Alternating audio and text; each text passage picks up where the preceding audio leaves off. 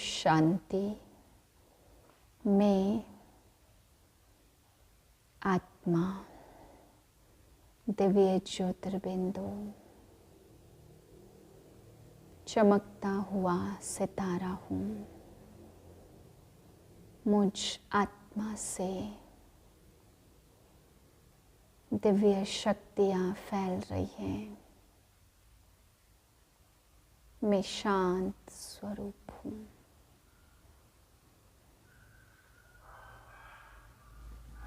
सात 2024 के महावाक्य हैं।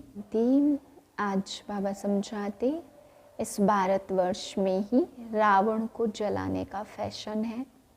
बाबा कहते हैं रावण राज्य और राम राज्य तुम बच्चे ही जानते हो। कई बच्चे इन बातों को नहीं जानते तो अपनी तकदीर पर लकीर लगा देते हैं।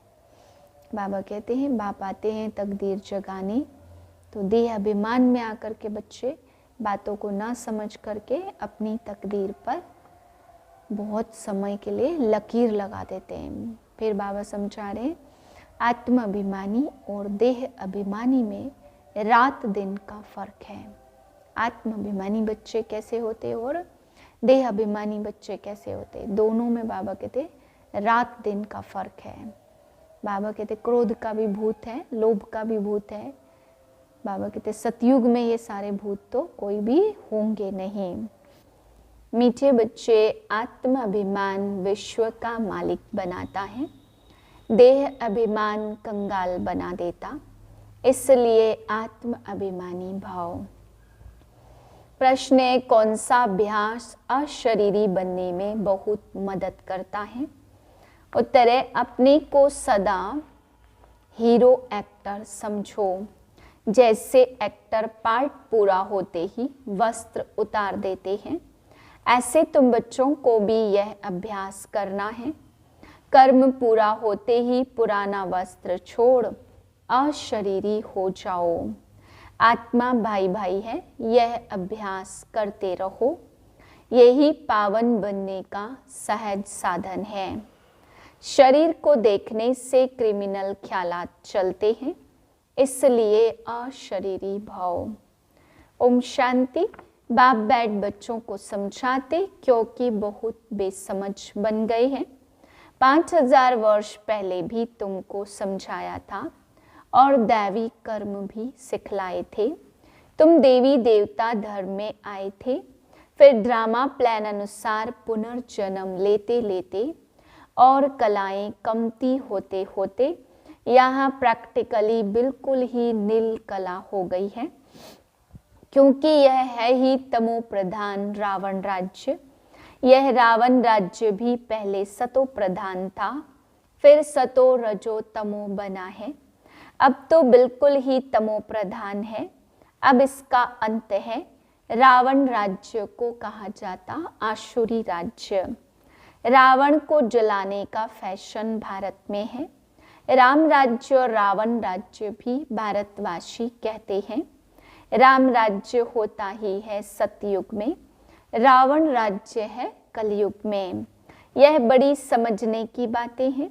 बाबा को वंडर लगता है अच्छे अच्छे बच्चे पूरी रीति न समझने के कारण अपनी तकदीर को लकीर लगा देते हैं।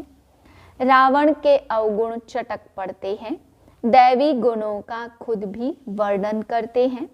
बाप ने समझाया तुम वो ही देवताएं थे, तुमने ही 84 जन्म भोगे हैं। तुमको फर्क बताया है, तुम क्यों तमो प्रधान बने हो। यह है रावण राज्य। रावण है सबसे बड़ा दुश्मन, जिसको ही भारत को जिसने कंगाल तमो प्रधान बनाया है। राम राज्य में इतने आदमी होते नहीं हैं, वहाँ तो एक ही धर्म होता, यहाँ तो सब में भूतों की प्रवेशता है। क्रोध लोभ मोह का भूत है ना। हम अविनाशी हैं, यह शरीर विनाशी है, यह भूल जाते हैं। आत्म अभिमानी बनते ही नहीं हैं, देह अभिमान बहुत है। देह अभिमान और आत्म अभिमान में रात दिन का फर्क है। आत्माभिमानी देवी देवता सारे विश्व के मालिक बन जाते हैं। देहाभिमान होने से कंगाल बन पड़ते हैं। भारत सोने की चिड़िया था, बल कहते भी हैं परंतु समझते नहीं हैं। शिव बाबा आते हैं दैवी बुद्धि बनाने। बाप कहते मीठे मीठे बच्चों, तुमको विश्व का मालिक बनाता हूँ। यह लक्ष्मी नारायण विश्व के मालिक थे। कब सुना कि इन्हों को राजाई किसने दी? उन्होंने कौन सा ऐसा कर्म किया जो इतना ऊंच पद पाया? कर्मों की बात है ना। मनुष्य आसुरी कर्म करते हैं तो वह कर्म विकर्म बन जाता है। सतयुग के कर्म अकर्म होते, वहाँ कर्मों का खाता होता नहीं है। बाप समझाते, न समझने के कारण बहुत विघ्न डालते हैं। कह देते हैं शिव शंकर एक है। अरे शिव निराकार अकेला दिखाते हैं, शंकर पार्वती दिखाते हैं। दोनों की एक्टिविटी बिल्कुल ही अलग है। मिनिस्टर और प्रेसिडेंट को एक कैसे कहेंगे? दोनों का मर्तबा बिल्कुल अलग है। तो शिव शंकर को एक कैसे कह देते? यह जानते हैं जिनको राम संप्रदाय में आना नहीं है, वह तो इन बातों को समझेंगे ही नहीं।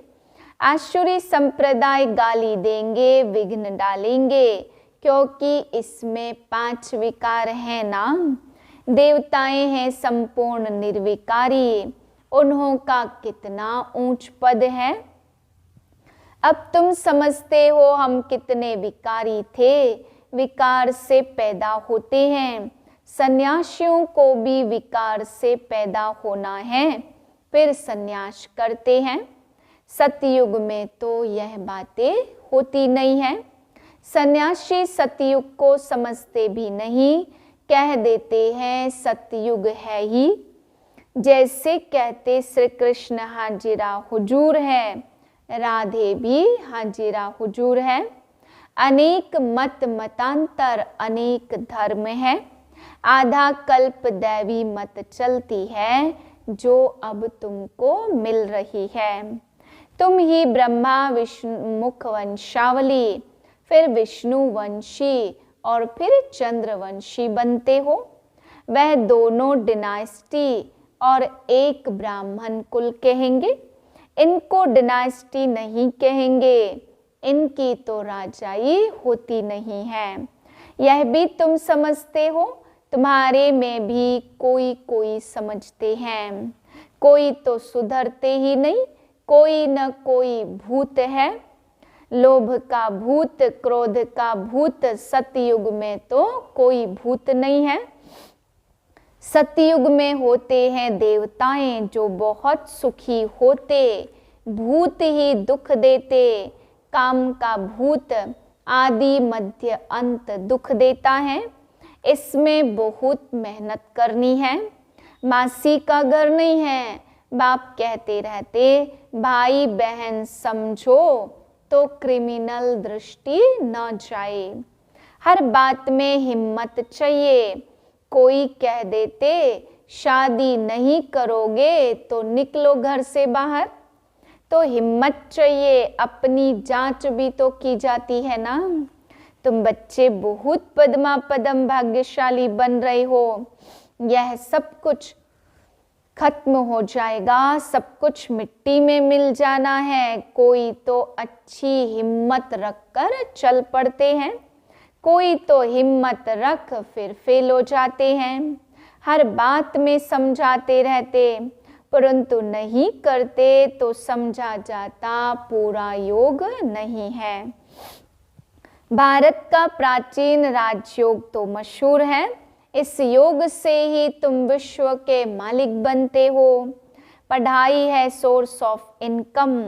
पढ़ाई से ही नंबरवार तुम ऊंच पद पाते हो। भाई बहन के संबंध में भी बुद्धि चलायमान होती है, इसलिए बाप इससे भी ऊंच ले जाते हैं कि अपने को आत्मा समझो, दूसरे को भी आत्मा भाई भाई समझो। हम सब भाई भाई हैं तो दूसरी दृष्टि जाएगी नहीं। शरीर को देखने से क्रिमिनल ख्यालात आते हैं। बाप कहते बच्चे अशरीरी भाव, आत्माभिमानी भाव, अपने को आत्मा समझो। आत्मा अविनाशी है। शरीर से पार्ट बचाया फिर शरीर से अलग हो जाना चाहिए। अब बाप कहते एक्टर्स पार्ट पूरा कर कपड़ा बदली कर देते हैं। तुमको भी अब पुराना कपड़ा उतार नया कपड़ा पहनना है। इस समय आत्मा भी तमो प्रधान तो शरीर भी तमो प्रधान है। तमो प्रधान आत्मा मुक्ति में जा नहीं सकती। पवित्र हो तब जाए। अपवित्र आत्मा कभी वापस जा नहीं सकती। यह झूठ बोलते कि फलाना ब्रह्म में लीन हुआ। एक भी जा नहीं सकते वहां जैसे सिजरा बना हुआ है। यह तुम ब्राह्मण बच्चे जानते हो। गीता में ब्राह्मणों का नाम कुछ भी दिखाया नहीं है। यह तो समझाते प्रजापिता ब्रह्मा के तन में प्रवेश करता हूँ तो जरूर एडॉप्शन चाहिए ना। वह ब्राह्मण है विकारी और तुम हो निर्विकारी। निर्विकारी बनने में बहुत सितम करने पड़ते हैं। यह नाम रूप देखने से बहुतों को विकल्प आते हैं। भाई बहन के संबंध में भी गिर पड़ते। लिखते हैं बाबा हम गिर पड़े, काला मुंह कर लिया। बाप कहते वाह हमने कहा पवित्र बनो, तुमने यह खराब काम किया।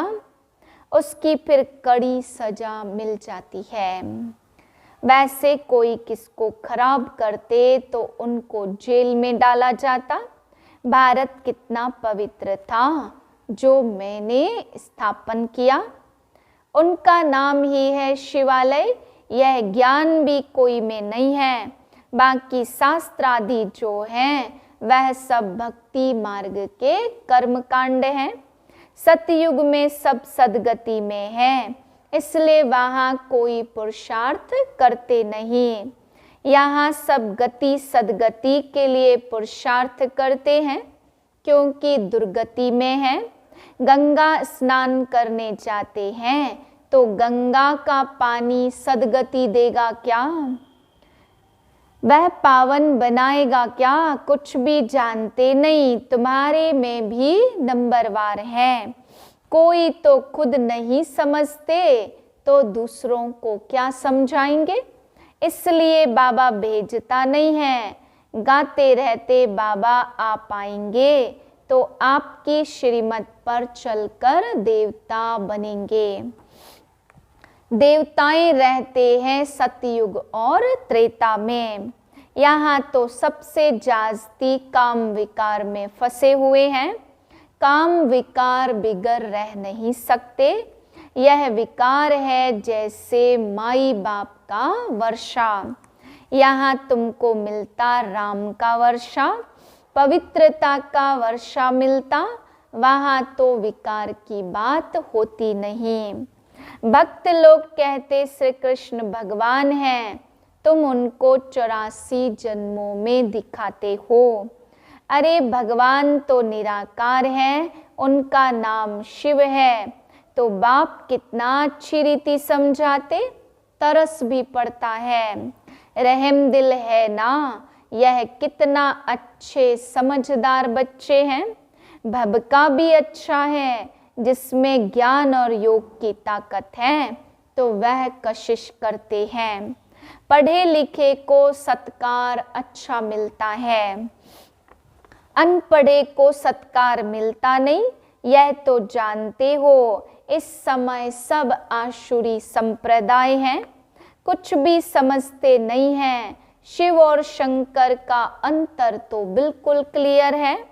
वह है मूल वतन में और वह है सूक्ष्म वतन में। सब एक जैसे कैसे होंगे? यह तमो प्रधान दुनिया है। रावण दुश्मन है, आसुरी संप्रदाय का जो आप समान बना देता है। अब बाप तुमको आप समान दैवी संप्रदाय बनाते हैं, वहाँ रावण तो होता नहीं। आधा कल्प उनको जलाते हैं, राम राज्य होता है सतयुग में। गांधी जी राम राज्य चाहते थे, लेकिन वह राम राज्य कैसे स्थापन कर सकते?